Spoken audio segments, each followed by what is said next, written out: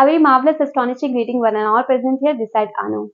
First of all, thank you so much for clicking this video. If you find this video imperative, please subscribe and share. So in this particular video, we are going to be talking about collocation. What does it do in our conversation and what is the agency of using collocation? We need to know. Collocation is actually a group of words. If you use collocation properly, you sound natural. It's actually used mirror of time in spoken English. So if you want to become a good orator, wonderful orator, it would be so indispensable in terms of using. So let's talk about Hindi either, because some viewer of mine suggested me, please ma'am speak Hindi language so we could understand properly. So collocation क्या है देखते हैं. Collocation कुछ ऐसे words का group होता है जिसमें हम अपनी बात को कहते हैं और वही वर्ड उसके बाद लगना चाहिए. This would be so important. देखिए जरा हिंदी में कुछ एग्जाम्पल मैं आपके सामने लेकर आना चाहूंगी, because English is our not a first language.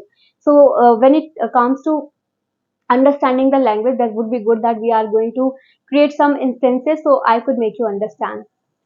तो इंग्लिश में अगर हिंदी में अगर हम आपस में कम्युनिकेट कर रहे हैं, अगर मैं आपसे पूछूं आप कैसे हैं, तो चांसेस हैं कि आंसर ये आए कि हम अच्छे हैं, गुजर बसर चल रही है. तो ये जो गुजर के साथ ये बसर आ जाता है, ये ऑटोमेटिकली हमारे टंग से निकलता है, क्योंकि हम हिंदी के व्याकरण को बहुत ज्यादा अच्छे से नहीं जानते, बट हम हिंदी लैंग्वेज को बहुत अच्छे से समझते हैं.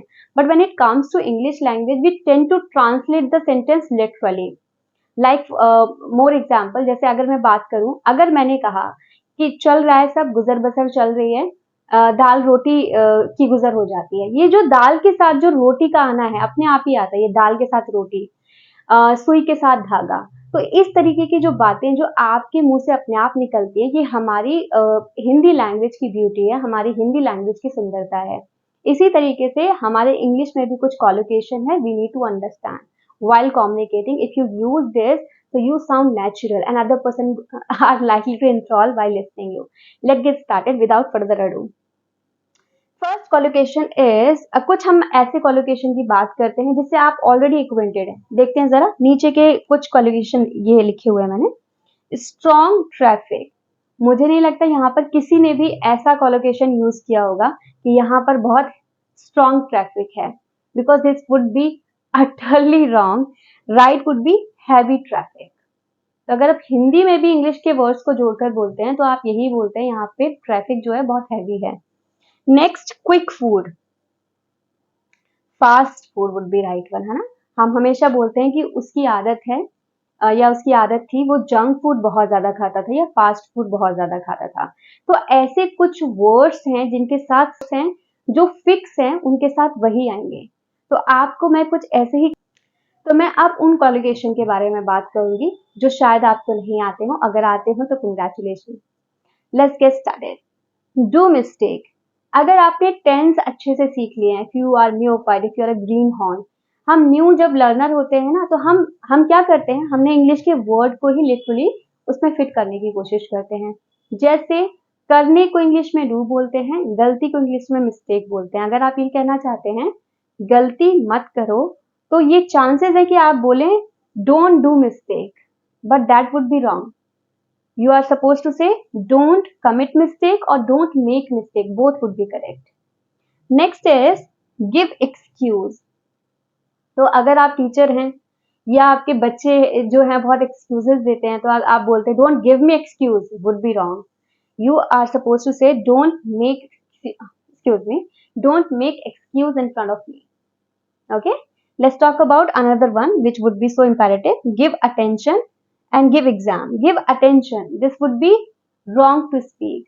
आपने कभी टीचर्स को ये बच्चों की डायरी में लिखा हुआ पाया है कि give attention toward your child? वो हमेशा यही लिखते हैं pay attention toward your child. So if you are using this kind of chunks, that would be wonderful. If you are going to use, it shows that you are not a neophyte in terms of speaking, you are a maestro. Okay, so next is, let's talk about give exam. Actually this would be indispensable. Reason is that people generally use it, मैं exam देने जा रहा हूँ, I am gonna give exam. अगर आप ऐसा बोलते हैं, this would be wrong. Reason is that is actually utterly opposite. I am gonna take exam. मैं थोड़ा सा आपको इसका एग्जाम्पल भी बताती हूँ क्यों ऐसा बोला जाता है। जो लिंग्विस्टिक थे जिन्होंने ये लैंग्वेज को क्रिएट किया, उन्होंने ये सोचकर इस वर्ड को, इस कॉलोकेशन को बनाया था, क्योंकि जब आप एग्जाम देने जाते हैं तो वहां पर आप क्वेश्चन पेपर को रिसीव करते हैं और उसके बाद अपना जो भी आपके आंसर्स हैं जो जॉटे डाउन करने हैं आपको, उसके बाद वो लिखना शुरू करते हैं। That is why it is use not give exam, take exam would be correct one. So for more, I'm going to show you some worksheet. You are going to learn so many collocation and you are likely to flourish your language. For more, we are going to be meeting in comment box. You can give me some suggestions so I could recuperate my video quality and all. Whatever you want to give me suggestion. And we are going to be meeting next video. Till then, bye-bye. Take care and bless me.